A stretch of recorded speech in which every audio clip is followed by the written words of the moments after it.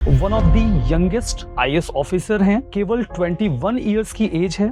First attempt में उन्होंने अपना एग्जाम क्लियर किया है। ये जर्नी जो है ये हर एस्पिरेंट का सपना होता है। ये जो यंग जनरेशन है एस्पिरेंट्स की, उनको ये बताइए आपने अपनी तैयारी करी कैसे? When I graduated in June 2023, I looked at the UPSC syllabus and that's when I started preparing. I will be very honest, I was not able to enroll in any test series. Then interview was one of the most interesting parts of this journey, and PW Only IAS, I did my interview guidance here as well, and the mock interview here was a huge boost for my confidence, thanks to that. I know it seems like very perfect, कि मतलब first attempt and everything, but obviously I've had tough times as well. It's very important कि आप नए material को ना देखें कि ये मैटर मैंने मिस कर दिया, आज नया कुछ यूट्यूब पे आया है, कुछ नई PDF टेलीग्राम पे आया, तो that kind of FOMO we have to get out of, we have to stay away from it. Secondly would be giving mocks. आप दें mocks, do not get bogged down with low scores in mocks, because again I think every topper has said it in the past as well, that your numbers in the mocks don't matter as much. It's about, you know, having the mindset कि ठीक है, I'm understanding the psychology of the examiner. Even if you're having the worst day of your life, I think even if you put 1 hour that day, you will feel better. You will feel like I have not lost track. आपने खुद choose किया है तो लड़ो, और दूसरा आप नहीं लड़ोगे तो कोई और कहीं और लड़ रहा है और वो आपकी सीट ले जाएगा। Welcome to PW Only IAS। आज मैं बहुत थ्रिल्ड हूँ, बहुत एक्साइटेड हूँ, क्योंकि आज मेरे साथ हैं आस्था सिंह, जो कि one of the youngest IAS officer हैं इंडिया की। केवल 21 इयर्स की एज है। फर्स्ट अटेम्प्ट में उन्होंने अपना एग्जाम क्लियर किया है, और वो इसके पहले आपको जान के और सरप्राइज होगा कि हरियाणा सिविल सर्विसेज में ऑलरेडी सिलेक्टेड हैं। पहला अटेम्प्ट, 61 की रैंक, ऑलरेडी सिविल सर्विसेज जो हरियाणा का है उसमें सिलेक्टेड। तो सबसे पहले तो आस्था आपको बहुत बहुत congratulations.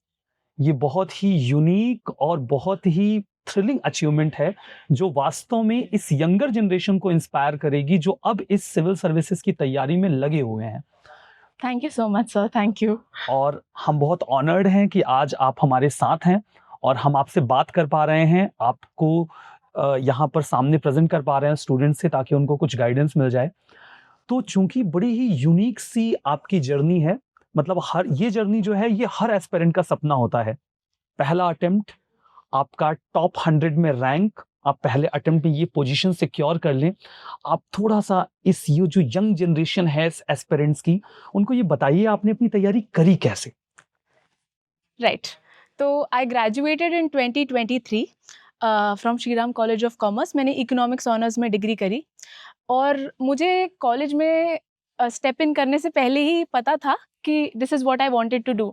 Although I did not start preparing during college, क्योंकि मैं वैसे ही कोविड बैच थी, तो मेरे पास शायद 1 साल ही था लगभग अपनी प्रेपरेशन करने के लिए। तो I chilled in college. I enjoyed my college life, and when I graduated in June 2023, I looked at the UPSC syllabus, and that's when I started preparing.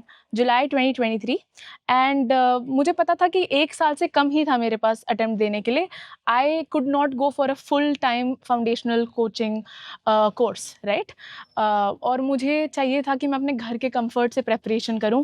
Delhi में रहकर n नंबर ऑफ थिंग्स की tension लेने का मुझे लगा मैं शायद ना हैंडल कर पाऊँ वो चीज़। So I went back home and I did my GS preparation by self-study.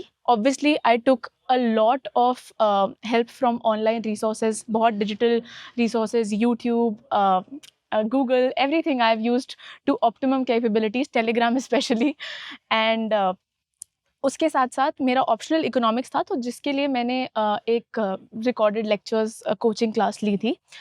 I started preparing, I finished my optional first, and then I jumped into prelims prep. थोड़ी बहुत मेंस की प्रेपरेशन करी मैंने दिसंबर तक, बट क्योंकि पहला attempt था, I was like I am not going to risk it with prelims. So I started preparing in January of 2024 with for my prelims, and for about 5 to 5.5 months was solely dedicated to prelims. Prelims की preparation करी. Prelims में I focused extensively on PYQs. I focused extensively on giving as many tests as I can and doing n number of revisions for the same matter that I had made from the beginning of my preparation. So I did not want to diversify कि हर दिन नया material दिख रहा है, हर दिन नया कुछ पढ़ रहे हैं. I think that was one of the things that helped me. I was confident in my resources. तो prelims again, I don't think anyone in the first attempt expects कि उनका prelims clear हो जाएगा. मैं भी बहुत रोई थी prelims देने के बाद. I was like, I don't know, I messed up. But thankfully enough, I was able to clear prelims. Although उस time तक मैं हरियाणा सिविल सर्विसेज में already select हो गई थी. And my training had started also, so I had to handle both my preparation as well as my training in that particular month of August. So मैं ज़्यादा घंटे नहीं दे पाती थी अपनी मेंस प्रिपरेशन में. I was able to study effectively for 6 hours every day during my that 1 month of my mains preparation till I got my leave approved. And हाँ जी, तो उस time I will be very honest, I was not able to enroll in any test series. I did give a few tests, but ऐसे full time मैं नहीं कर पाई. मैं बहुत ज़्यादा extensively mains की कुछ dedicated preparation नहीं कर पाई. But in whatever time I had, I maximized given the circumstances I had. So that's how mains went. Again, to my surprise, I ended up clearing it. And yeah, then interview was one of the most interesting parts of this journey. And PW only IS, I did my interview guidance here as well. And the mock interview here was a huge boost for my confidence, thanks to that. And हाँ, बहुत ही time मिला खुद के साथ interview की preparation में. I think that was one of the most enlightening experiences of my life. I think interview prep में आपको mostly just you have to sit back, you have to talk to yourself, you have to ask who am I, what do I think about this particular thing. And I think I discovered a lot of myself during that. तो ऐसे ही हंसते खेलते interview का time भी निकल गया. And या, I think that's how my journey went. I know it seems like very perfect कि मतलब first attempt and everything, but obviously I've had tough times as well during this preparation. I'm sure everyone does, and I consider myself fortunate that I was able to do it in my first go. आपने बहुत बढ़िया से explain किया इस पूरी journey को. एक idea लग गया होगा एस्पिरेंट को कि अच्छा पहले अटेम्प्ट में प्रिपरेशन इतने अप्स एंड डाउन्स के साथ होती है. एक बड़ी स्ट्राइकिंग बात आपने बताई, ये बहुत सारे बच्चों का कंसर्न होता है. बहुत सारे बच्चे दिल्ली आ नहीं पाते. कई बार तो बच्चे ऐसे होते हैं कि वो दिल्ली आते हैं और यहाँ का जो स्ट्रेसफुल एटमॉस्फेयर है उसको बियर नहीं कर पाते हैं. यू जस्ट प्रूव्ड कि ऐसी कोई बात नहीं है कि आप दिल्ली में नहीं हैं तो आपकी प्रिपरेशन नहीं हो सकती. आप अपने घर पे हैं तो वहाँ से भी बैठ के आप बढ़िया तैयारी कर सकते हैं. अच्छा, आपने पहले अटेम्प्ट में अपना प्रीलिम्स, मेंस और इंटरव्यू तीनों क्रैक किया है. बहुत सारे बच्चे हैं जो अपना पहला अटेम्प्ट दे रहे होंगे या दूसरा अटेम्प्ट दे रहे होंगे. आपके पास बढ़िया एक्सपीरियंस है, प्लीज़ आप बताइए. इट्स वेरी इंपॉर्टेंट कि आप नए मटेरियल को ना देखें. आई think the biggest problem here is FOMO, कि ये मैटर मैंने मिस कर दिया. आज नया कुछ यूट्यूब पे आया है, कुछ नई PDF टेलीग्राम पे आई है, I have to go through it, वरना मैं कुछ मिस आउट कर जाऊंगा एग्जाम में, राइट? तो that kind of FOMO we have to get out of, we have to stay away from it. Just keep revising. I think at least 3 revision तो आपको करने चाहिए अपने सेम कंटेंट के, one source. Be thorough with it so that you are confident. इससे कुछ भी आए तो you will not miss it in the exam, right? So ये रहेगा मेरा first suggestion. Secondly would be giving mocks. आप दें mocks. Do not get bogged down with low scores in mocks, because again I think every topper has said it in the past as well, that your numbers in the mocks don't matter as much. It's about having the mindset कि ठीक है, I'm understanding the psychology of the examiner, the kind of questions they want to ask, how am I going to tackle, what are the number of questions I want to attempt. Just understanding all of those things, I think इसलिए आपको मॉक्स करना जरूरी है. And I can not emphasise enough PYQs. I think मैंने at least 3 बार सारे PYQs for the past maybe 20 years I did it, and I did them multiple times ताकि मुझे याद ही हो जाए almost. So yeah, I think you can do that and just believe in yourself. Be sorted. Current affairs, one source. That's it. PYQs को मैं अक्सर बड़ा जोर दे के कहता हूँ. लाइक मैं हिस्ट्री पढ़ाता हूँ तो मैं बोलता हूँ PYQ करोगे तब FYQ होगा. फ्यूचर ईयर क्वेश्चन नहीं तो नहीं होगा। और राइट आपने बहुत अच्छा बताया कि आपने 3 बार ऑलरेडी अपना पीवाईक्यू। अच्छा, जैसे कि आपने बताया कि आप जौनपुर से बिलॉन्ग करती हैं, तो आपकी प्रिपरेशन लार्जली जौनपुर से ही हुई है, अपने घर से या फिर यहाँ दिल्ली में? No actually my roots are from Jaunpur, मेरे माता पिता वहाँ से हैं, हाँ, बट मैं रहने वाली पहले पंचकुला में रहती थी, अब थोड़ा nearby in the tricity region, that's where I have been living for the past few years. वहीं से आई हैव बिन प्रिपेयरिंग यहाँ। while in the comfort of my home with my family around me. So I think that was one of the biggest reasons why I was calm and I was just focused on studying. I had nothing else to worry about. बच्चे जो हैं वो जब family atmosphere में तैयारी करते हैं, तो मतलब आपकी फैमिली का एटमॉस्फेयर कैसा रहा प्रिपरेशन के हिसाब से? क्या वैसी ही प्रिपरेशन वो एक्सपेक्ट कर पाएँगे? राइट, तो ये मैंने भी कई लोगों से सुना है that it becomes difficult, you know, अपने घर के कंफर्ट में कभी-कभी डिफिकल्ट हो जाता है आपके लिए पढ़ना। हाँ। Thankfully in my family I did not have that issue. Obviously How there many are family members are there? there's we are a family of 4. I have an older sister and my mother and father. Okay. So thankfully मेरे साथ वो scene नहीं था, क्योंकि even though you have certain personal issues once in a while तो हो ही जाते हैं हर घर में, but still my parents they have seen this dream with me. They have made this dream their own also. So they have made it a point कि कभी भी ऐसा ना हो, चाहे कुछ भी हो जाए हमारे पर्सनल सर्कमस्टांसिस में, they would not let that affect my पढ़ाई। I would never be bothered by any family commitments, कुछ भी ऐसा नहीं कि जिससे मुझे लगे कि I am obliged to do it और मेरी पढ़ाई सफ़र कर रही है। So yeah they have taken the brunt on themselves कि मुझे एक कंफर्ट दिया जाए एट ऑल कॉस्ट। जैसे आपका जो कॉलेज है वो कहाँ से हुआ और एकेडमिक लाइफ ने कितना हेल्प किया यूपीएससी प्रिपरेशन में?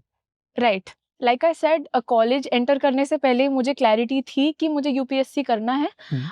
ये करके मैंने इकोनॉमिक्स ऑनर्स में ग्रेजुएशन करी Shri Ram college of commerce new Delhi से। मेरा मन था कि मैं इकोनॉमिक्स में ही अपना ऑप्शनल प्रिपरेशन एज वेल करूँ। तो obviously being an economics graduate, approaching the economics optional subject became a bit easier. I wouldn't say it was 100% easy because online college तो थोड़ी पढ़ाई कम ही होती है बट हाँ, तो it did help me, it gave me the confidence कि ये इसमें मैंने ग्रेजुएशन किया तो मैं पढ़ भी सकती हूँ इसको फ्यूचर में as a full time optional course. तो या that help me, plus I think academically I have been rigorous since my school days. तो एक मुझे अंदर से वो कीड़ा भी रहता है कि अकेडमिकली हमेशा अच्छा ही करना है, तो वो एक एडेड सेल्फ मोटिवेशन थी जिस वजह से आई थिंक आई गिव। आपका एकेडमिक परफॉर्मेंस कैसा रहा अगर आप शेयर करना चाहें तो? Okay, so in 12th standard, I was the district topper of Panchkula. I scored 99%. In college, I was also amongst the top achievers, I would say. I mean, I'm not sure exactly. I was a 9.1 CGPA holder in my college as well. And yeah, I think that would be it for the back. Academically आपने हमेशा अच्छा perform किया। You can say that. जैसे first attempt में जो भी बच्चे preparation करते हैं, उनके मन में पहला सवाल ये होता है कि प्रीलिम्स तो हो जाया, मतलब अच्छी तैयारी है तो हो गया, लेकिन प्रीलिम्स और मेंस के गैप में बहुत कम वक्त मिलता है। आपने तो और भी कम वक्त लिया because you are already involve somewhere else as well. तो वो कम समय कैसे यूटिलाइज कर सकते हैं? इट इज़ ओके, हो जाएगा। अगर मान लीजिए किसी का प्रीलिम्स पहले अटेम्प्ट में क्लियर हो रहा है तो मीन्स वो मैनेज कर लेंगे। बिल्कुल, I think it's a myth कि फर्स्ट अटेम्प्ट में यू कैन नॉट, या फिर आपको दिक्कत आएगी ज़्यादा, because again frankly even I had personally felt a lot of hurdles on this way, but एक चीज़ थी कि मैंने हरियाणा सिविल सर्विसेज का मेंस भी दिया था, तो मुझे एक समवॉट आइडिया था कि मैं पेपर कंप्लीट कर सकती हूँ। मुझे थोड़ा पास्ट एक्सपीरियंस था जिस करके मुझे बहुत ज़्यादा एफर्ट नहीं डालना पड़ा वहाँ पे।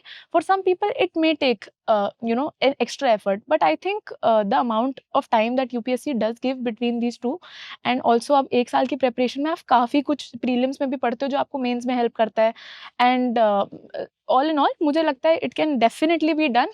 few extra hours might be needed, but I think this is worth. PW only IAS ने कैसे हेल्प किया आपको? तो मेंस के टाइम पे प्रहार मैगजीन से मैंने काफ़ी सब्जेक्ट्स टच अप किए थे, से सोशल इश्यूज़ हो गया या फिर गवर्नेंस हो गया। गवर्नेंस तो इंटायरली मैंने उधर से ही पढ़ा था। इंटरव्यू में it was a major help.